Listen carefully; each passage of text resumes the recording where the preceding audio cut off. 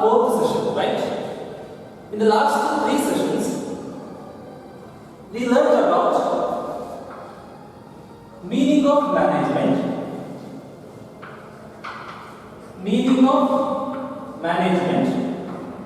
and the next concept we learned that features of management.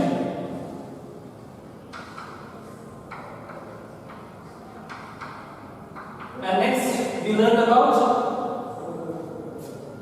objectives of management,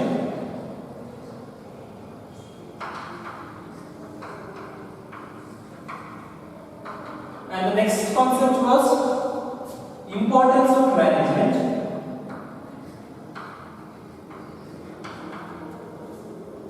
and in the last third class we learned about management as an art and management as a science and management as a profession. And the last concept was levels of management.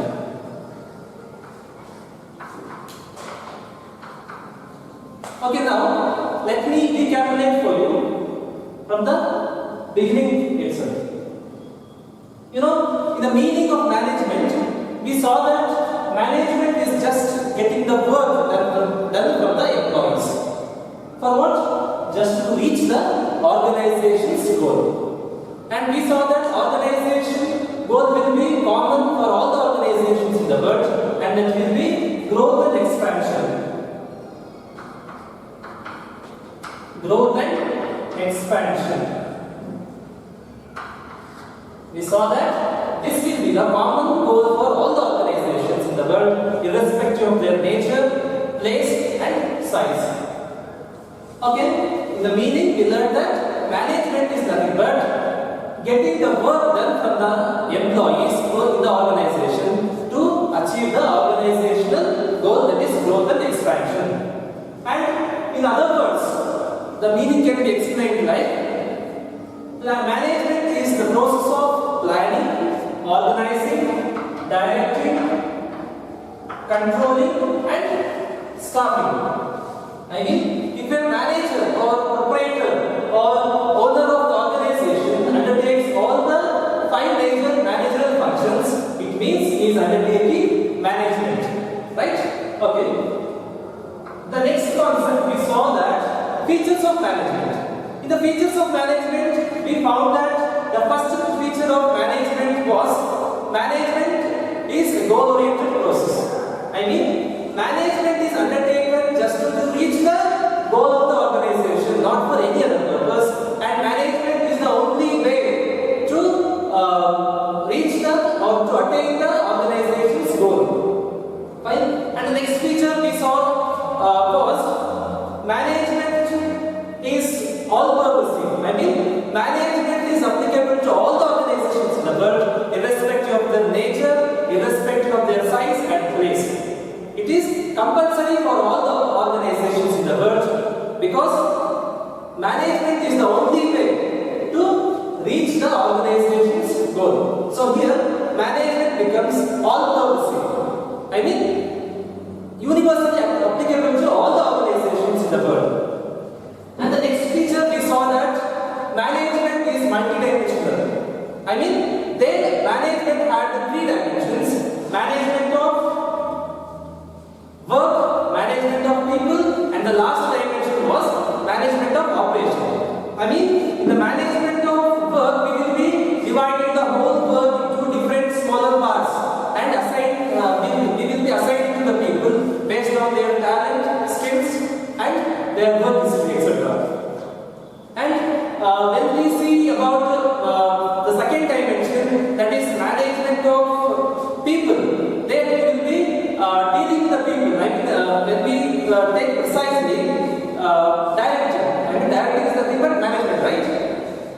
In the directing, we will be guiding the people, motivating the people, giving corrections, feedback, and training the people, right? So, here we saw about management is multidimensional. And next feature was management is a continuous process. From the statement itself, we can come to know that management has to be continuously undertaken till the organization exists.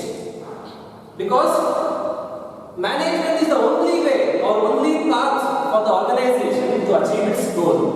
The moment the organization stops management, the whole of the organization starts. So management has to be continuously undertaken. I mean, it is a continuous process.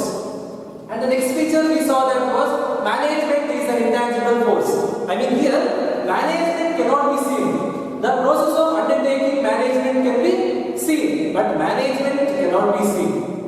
And we have seen many examples, right? But the effect of the management will be present. And the next concept we saw in the previous class was objectives of management. Then in the objectives of management, we saw that there are three objectives of management, and they are survive, profit, growth and expansion. These three were the objectives of management, right? I mean, in the organizational objectives, we had three sub-objectives. And the second objective, we saw that personal objective. And the third objective of the management was personal objective. We learned that unless and until the organization reaches its organizational goal, I mean these three goals, it cannot move forward to the personal goal. I mean personal goal and social goals. And we saw examples for personal goal like the goals that particular individual has got. Examples may be getting good salary, increasing his standard of living, getting recognition in the organization of society, etc. Examples we saw for social objectives was development of the society, then creating more and more employment opportunities, etc. And the next concept we saw that importance of management. In the importance of management, we found that management helps the organization to achieve its goal. I mean, to be precise, management helps the organization to achieve its organizational goal, that is growth and expansion or profit. By helping the organization to achieve its goal, it also helps the organization to achieve its other goals like personal goal or social goals, etc. And also we found that management helps the organization to increase its employees' efficiency and its efficiency. Right? So next concept we saw that was management as an art. Here we proved that management can also be considered as an art. How we proved? We proved by finding the features of an art in the features of management. I mean, we matched the features of art to the features of management. Then we concluded that management also can be considered as an art. And we tried to consider management as a science. How we tried? We tried by matching the features of science to the features of management. Example, systematized body, universal validity, etc. We matched all these features to the features of management. Then we came to a conclusion that management is a science. And also we proved that management is a profession by matching the features of profession to the features of management. Example, restricted entry, then systematized body of knowledge, those things, right? Okay, the last concept we dealt in the previous class was levels of management. In the levels of management, we found there were three levels of management in the organization. The first level, top management. Next, middle level management and operational management. See, I am now writing full word because we have already discussed these topics in the previous class. That's why, right? Okay. In the top management, we found that all the power in the organization will be vested in top management, and these people will be having power to plan for the organization, and these are the people who will be setting the target, making rules and regulations, etc. And these people will be assigning the work to middle level management, and they will be middle level management will be reporting to top level management. The examples for top level management we found CEO, Chief Executive Officer, Chief Operational Officer, Chairman, President, Vice President, etc. And when we came to middle level management, we found that middle level management people will be reporting to top level management, and they will be guiding the operational managers, they will be motivating, they will be instructing. See, they will get the work from top level management people assigned. They will keep with them the most important works with them, and rest will be assigned to operational management people. Here, when we came to operational management or lower level management, we found that these persons are the real persons who are going to actually undertake the work assigned by top level managers. And examples we found was team leader, quality auditors, foremen, and supervisors, etc. Okay, now we shall start our session with the functions of management. Already I have given you a brief explanation about the functions of management in the first class, that is meaning of management. But anyway, I will give you very brief explanation about the functions of management, because you will be learning about each and every function in future coming chapters. Each and every function has got its own separate chapters. You will be studying in detail there. So I will give a very brief explanation about the major 5 functions of management. The first one is planning. See, in your exam syllabus, you are given only 5 major functions, and in your higher studies, you will be going through reporting, budgeting, and all. But for your PUC syllabus, only 5 major functions are asked and given. Okay, fine. We shall see first about planning. See, planning is nothing but deciding in advance. You may ask, deciding in advance what? Here we decide 4 W's. We decide in advance 4 W's. I mean, the first W, we decide what to do. Here, in this stage or in these decisions, we will be taking decisions regarding what activity should be undertaken in the organization. I mean, what are all the activities I should undertake in the organization for this particular month or in this particular year. Okay, fine. In the second W, we will be discussing about who is to do. Here, we will be taking decisions regarding who is going to lead the particular project I have decided to undertake or particular activity I have decided to undertake in the organization. Fine? And who are all the employees going to work under this particular project.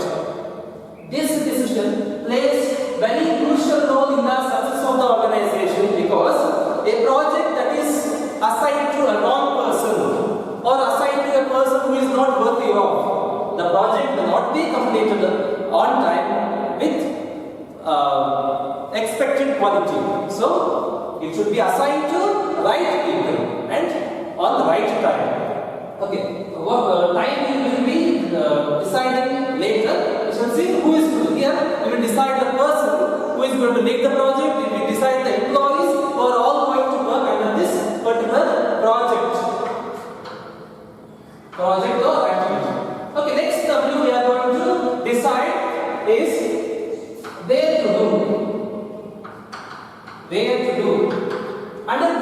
decisions, we will be taking decisions regarding where to undertake this particular project. I have decided whether to undertake in mother branch or in other branches. Whether to undertake in mother branch or in other branches. Fine? We will be deciding the place. Okay, fine?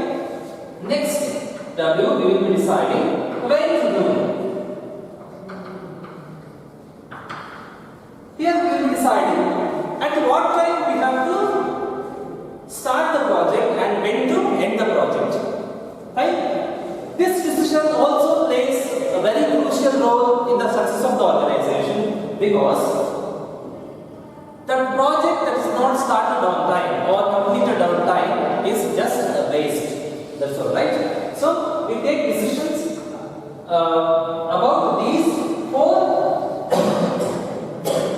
W's, and one more decision we take in planning is how to do. I mean, here we will be mentioning each and every steps. Each and every step we have to undergo to complete the particular project. Each and every work they have to undertake, each and every activity they have to undertake to complete the project will be decided there. Fine? Okay.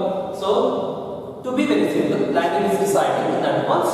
These four W and one H, that's all. Right? Okay.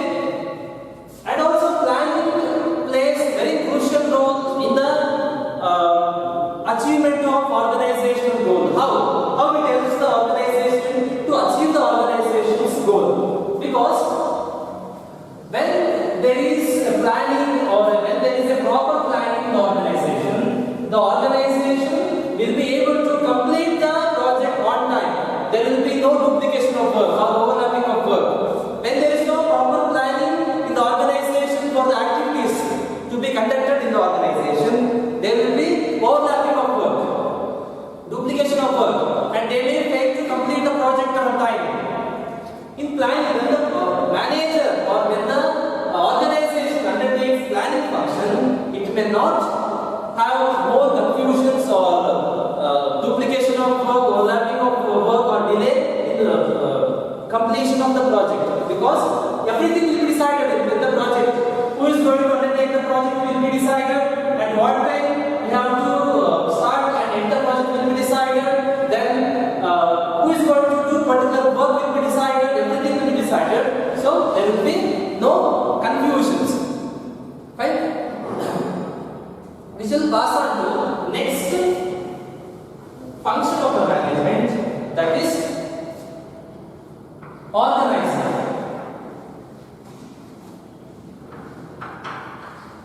See, to be very simple, organizing is nothing but bringing together all the three types of resources. You know, the whole organization, irrespective of their size, nature, the whole organization can be divided into just three parts. That's all. How many parts? Just three parts. What are they? Financial resources,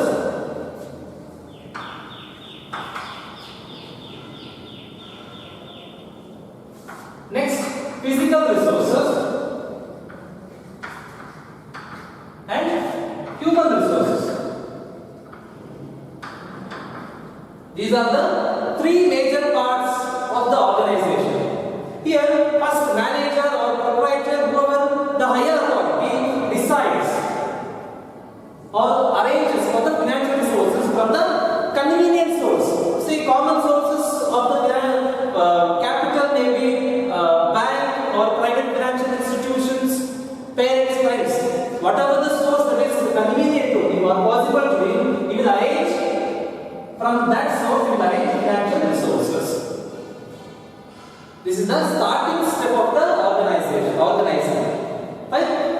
First, he will arrange the financial resources. Then, using that financial resources, he will get or he will attain physical resources.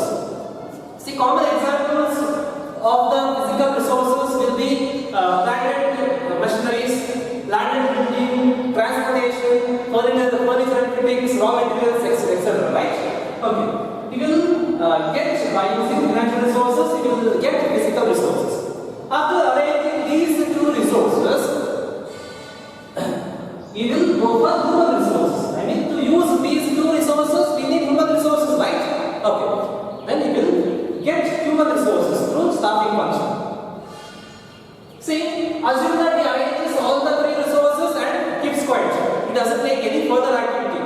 or further action, all the three resources will become stagnant and become dead investment. Okay, fine. Here, the further action he has to undertake is, that is after arranging these three resources, he has to create acquaintance among these three resources. I mean, how he is going to create acquaintance among these three resources? He is going to train the employees, he is going to train the human resources how to use physical resources and how to use financial resources. What are the purposes for which financial resources has to be used? Okay. In this way, he creates acquaintance among these three resources. Then the real works start.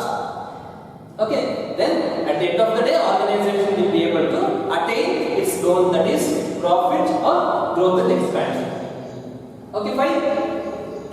This is what organizing. This is what organizing. I repeat, organizing is a process where the owner arranges all the three types of resources and creates acquaintance among them and helps the organization to attain its goal. Fine? Okay. Next, we shall pass on to the next topic, that is controlling.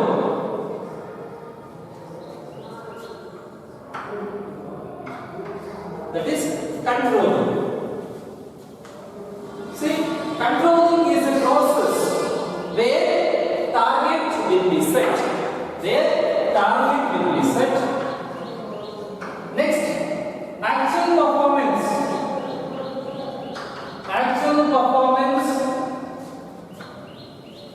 Actual performance will be compared with the target set.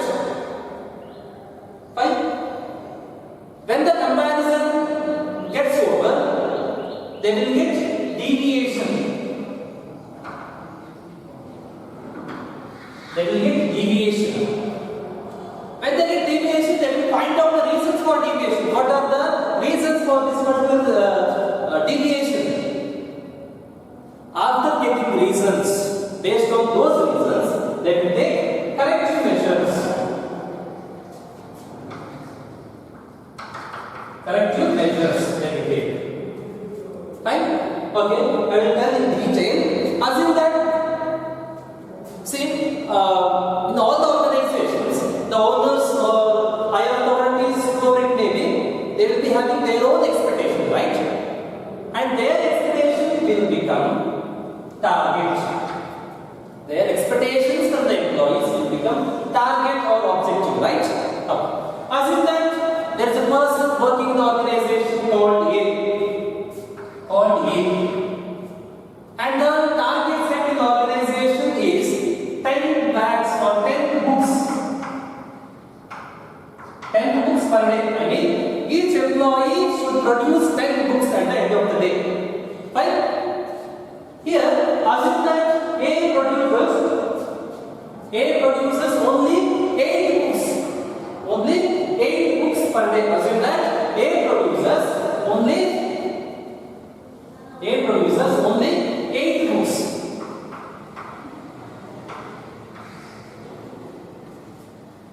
Okay, then this is the actual performance. Actually, what has taken place in the organization? This is the actual work undertaken by employee A. Okay, this is the example. Listen carefully. In the organization, there is employee called A, and in that particular organization, target set is 10 books per day. Each employee is expected to produce 10 books at the end of the day, right? Okay, here assume that employee A could produce only 8 books at the end of the day. Okay, here they will compare the actual performance with the target set. This is the target. They will compare the actual performance with the target set.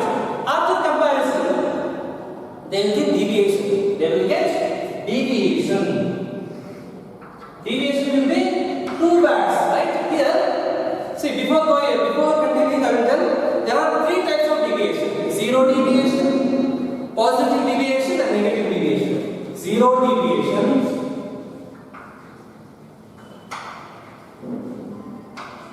positive deviation, and negative deviation.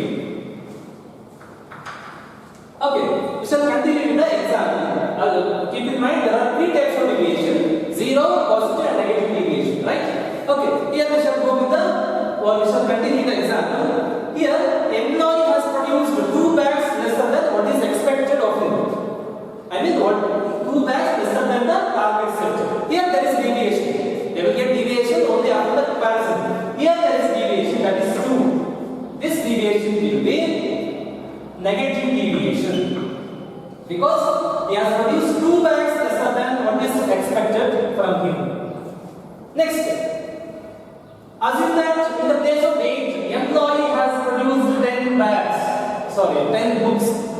He has done exactly what is expected of him. Nothing more than what is expected from him. He has done exactly what is expected of him. Right? See, after comparison there will be no deviation. I mean 0, right? So it will be considered as a 0 deviation. Let's also assume that in the place of 10, A has produced 12 books. How many books? 12 books. Here, after comparison, they will get deviation. That is 2, but that will be positive deviation because A has produced 2 books more than what is expected from him, or 2 books more than the target set. Right? See, when there is 0 deviation and positive deviation, they will just neglect. That's all. Of course, measures will be taken like appreciation, promotion, etc. But controlling measures will not taken. Will be avoided. When there is negative deviation, what they will do? They will take corrective measures. Before taking corrective measures, they will find out what are the reasons for this deviation. See, he has produced, in the first case, he has produced 8 books. I mean 2 books lesser than the deviation, target set. Here, why A has produced 2 bags or 2 books lesser than the target set? The common reasons they may get, A doesn't know the work properly, or A is winding away his time by taking too many breaks or by speaking with his friends unnecessary things, right? Based on those reasons, they will take corrective measures. See, common corrective measures may be assume that A doesn't know work properly, may be sent for training, or he may be given correction, feedback, updated information, etc. Let's also assume that A is whiling away his time by speaking with his friends or taking too many breaks. Manager may warn him, or manager may motivate him to avoid those mistakes. He may motivate that particular employee by telling that, if you work hard, you will be recognized, your hard work will be recognized, and you will be promoted to next level. When you are promoted, your salary will increase. When your salary gets increased, your standard of living will be increased. So, in that way, manager may motivate and take corrective measures. See, here controlling gets over. Here controlling gets over. See, I repeat, controlling is a process of planning, organizing, directing, controlling. Right? Controlling is a process of setting target, comparing the actual performance with the target. Then after the comparison, they will get a deviation. They will find out the reasons for deviation. Based on the reasons, they will take corrective measures. Okay, fine? Okay. Next function is staffing. To be very simple, staffing is dividing the aspirants or people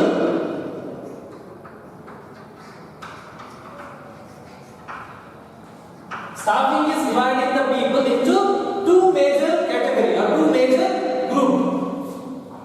The first group will be offered job and the second group will not be offered job. The group that is selected, the group that is rejected. That's all. Here, staffing also plays very crucial role in the success of the organization, because when the staffing is not undertaken properly, wrong people will enter into the organization, or wrong people